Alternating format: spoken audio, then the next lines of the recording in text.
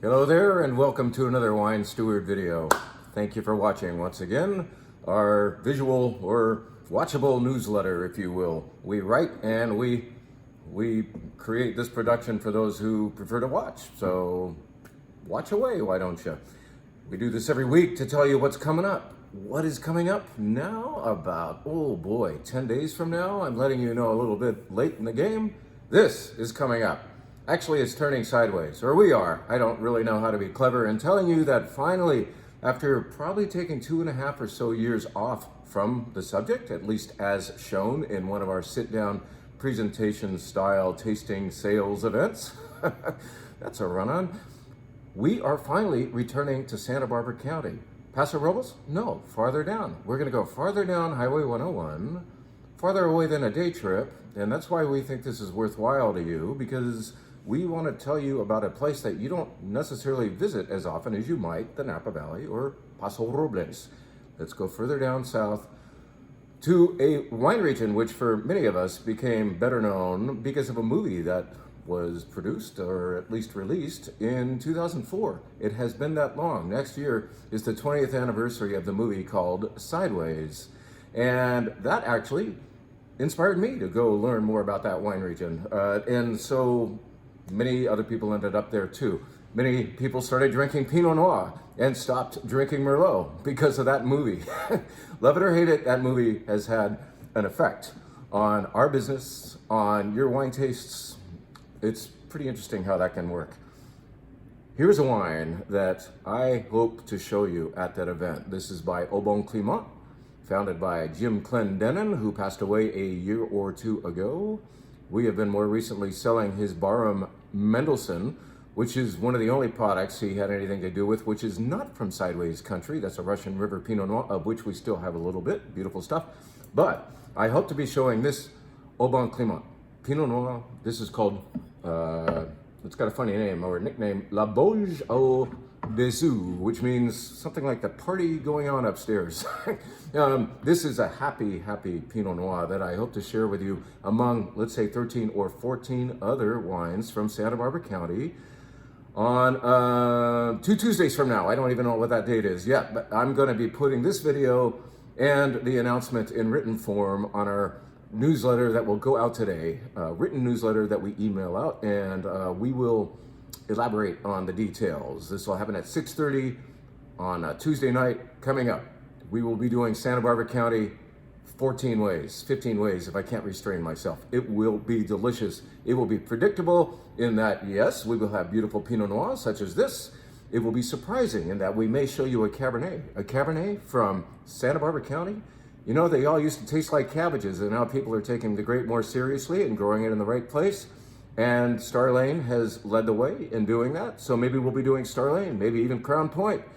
In other words, we want to show you what you expect and also what you didn't expect from a place that can do so many things so very well. Santa Barbara County, subregions like Ballard Canyon, which is the home of Stoltman, Santa Rita Hills, the home of Melville, Santa Maria Valley, Happy Canyon of Santa Barbara, and so on. So let's go to Sideways Country, shall we? Sign up today. I'd like to tell you something about this wine right here. I'd like to say that this is perhaps the third vintage of L'Autre Cote from the Stephen Kent Winery that we have carried. We first tasted it just yesterday, and I'm in love. In fact, I got a hold of the bottle that we opened yesterday and tried it again this morning, and now I'm even more in love. In other words, this new release, it's a 2021 of Cabernet Franc by one of the most prestigious wineries in the Livermore Valley. This nails it. This nails it for me, a lover of balance and finesse, and a usual hater of overpowering and overindulgent wines, if you know what I mean. I mean, that's okay sometimes on a cold winter night to have a big, thick, heavy, rich red wine, especially with the right food. But at this time of the year, and really any time of the year, I prefer balance, and that is happening in this gorgeous Cabernet Franc from L'Autre Cote, which is the Cabernet Franc line of Stephen Mirasu and Beth's Stephen Kent Winery. So you should get in on this. It is not heavy, it is not light, it is super fragrant. And that's what we hope for from good Cabernet Franc. We want beautiful flowers and cherries and berries to happen. A little spice, a little herbal thing, just a tinge of that greenness that we get a lot of in Loire Valley Cabernet Franc, but there's only a rumor of it here, reminding us of what grape we're actually enjoying. Cabernet Franc is not Cabernet Sauvignon. It is not Petit Syrah. It should be pretty, and this one is. I would say congratulations, you guys, on easily one of the best Livermore Valley wines I've ever tasted. And I'm saying that with, of course, my particular preferences involved, but you nailed it. Good for the money, really good for representing the type, really good for Livermore, which is still pursuing balance, I think. But they've found it here. Good stuff, guys. Thank you so much for your third vintage of L'Autre Cote Cabernet Franc from the Stephen Kemp Winery. Now we will tell you about what's going on at the wine bar this weekend. We have just once again published this amazing menu that changes absolutely every week. We have cheese and meat platters upstairs for those who are hungry when they're sipping. And yes, I baked bread again, and the bread turned out quite nicely this week. It doesn't always. Last week, I think I made something more resembling manhole covers than good bread, but I've got my groove back. Why don't you enjoy a glass of sparkling wine? We do a different sparkling wine every week. 2 or 3 weeks ago, we did an entire lineup of Prosecco, and I was educated by it, and I think many of you were impressed by Prosecco not being just a silly, fun, inexpensive drink. It does transcend that idea if you are willing to think more highly of Prosecco and maybe buy up a little bit. This is a great example right here from the region, the sub-region of Prosecco. Yes, Prosecco is the name of a region, okay? This is a sub-region called Azzolo. Azzolo is a little smaller than better-known Conigliano and Baldobiadene. Aren't those fun to say? Here's Azzolo Prosecco, so a little more rare. It is a brut, so a little drier than that fruity stuff that maybe you've sworn off of, and it's delicious. Prosecco. It's delicious sparkling wine by any name. I mean, maybe Prosecco has a stigma for you. Don't call it Prosecco. It's great Italian sparkling wine. Get in on this, bubbles. And then we will tell you about the white flight. How about that? This is fun. This goes all over the place. I just simply called it, this week's white flight is called 5 Whites from Wherever. Let's go wherever. Let's go first, most locally, to the Russian River Valley, to Boleto. Boleto used to be farmers of vegetables. In the 1990s, they gave up on vegetables because of a few really nasty and distressful El Nino years, and they said, that's it for veggies. They started planting Pinot Noir, Chardonnay, other things that grow so wonderfully in the Russian River Valley, as well as Pinot Noir's mutation to a white grape called, what? Pinot Gris. Voila. This is very nice, soft, elegant, silky Pinot Gris. No oak. It's got what I call a little bit of pillbox going on as well. There's beautiful discrete fruit and this nice texture along with it. It's very good. It's very accurate to Pinot Gris, so get in on that. And then we will tell you about a wine that we don't really have to tell you about because it appears on our wine bar menu so often, even though that menu changes a lot. This just keeps getting upstairs because it has become, in fact, your favorite Albariño from Cambados. Cambados is on the Galician coast of Spain, just above Portugal, right on the Atlantic Ocean. You can, as the picture depicts, see the ocean from the vineyard. I can attest to that. I was there last September. This is brilliant, lively, juicy, seafood-loving Albariño, and it's back on the bar. Next up, let's stay in Spain, but let's go to the total opposite shore. This is much closer to the Mediterranean, south of Barcelona, we might say. And it is made of a grape that was born here in Terra Alta. Yes, Garnacha Blanca is a mutation of the red Grenache grape, and that mutation occurred, we believe, in Terra Alta. Fun to say again. Beautiful.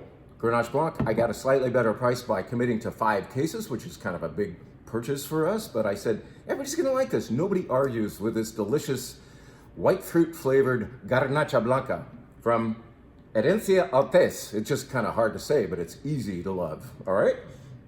Wine number 4 on the white flight is Chateau Guiraud. Guiraud is located in southern Bordeaux in the Grave region, the sub-region of basically Sauternes. Have you heard of Sauternes, the beautiful dessert wine of Bordeaux? These guys make that. What do they do when they are through with their Sauternes making? They save that barrel. Its second use is for this dry wine. This is going to be half Semillon and half Sauvignon Blanc and a kiss of oak from those once or twice used Sauternes barrels. It's not sweet, it's dry, it's beautiful, it's got richness to it.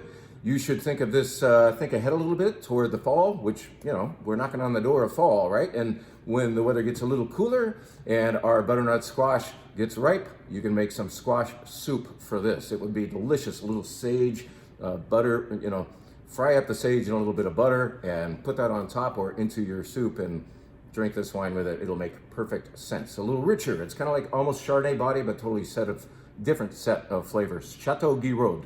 Good stuff. Now, that wine does have size. What do we do after that? Do we go even bigger? No, I kind of like mixing it up. This wine has size and attitude. Here we go to Adler. This is a producer in Alto Adige in northern Italy. And would you think it's Pinot Grigio? That would be a pretty safe presumption, but it ain't. It is 100% Sauvignon Blanc. It's one of my favorite kinds of Sauvignon Blanc. That is from northern Italy. Those are exciting wines to me.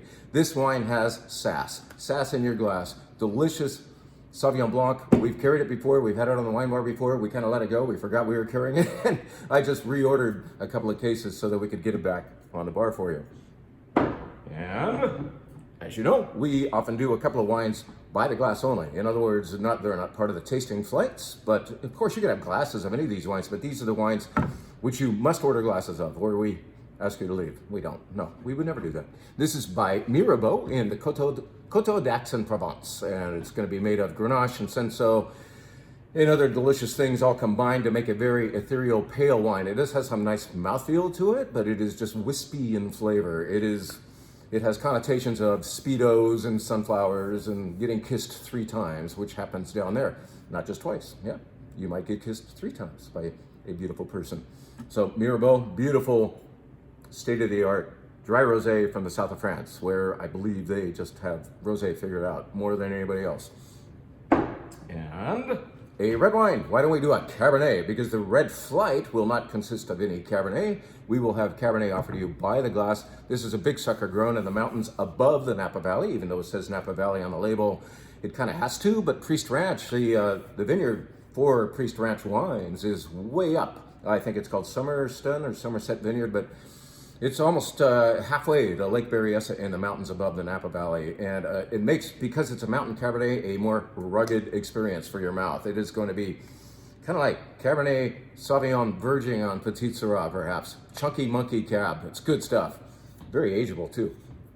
Let's tell you about this Red Flight. What we decided to do this week, since we haven't done this theme in a while, is do some Rhone wines. Well, wait, you said you haven't done it lately. Well, yeah, we did have Rhone wines on the wine bar recently, but these are American Rhone wines. In other words, they're the Rhone grape varieties. You know how Bordeaux has its family of grapes, Cabernet Sauvignon, Cab Franc, and Merlot, and so on? Well, there's a whole set of a family of Rhone grape varieties. What are they? Grenache, Syrah, Mourvèdre are the best known, and then there's Carignan and some other outliers.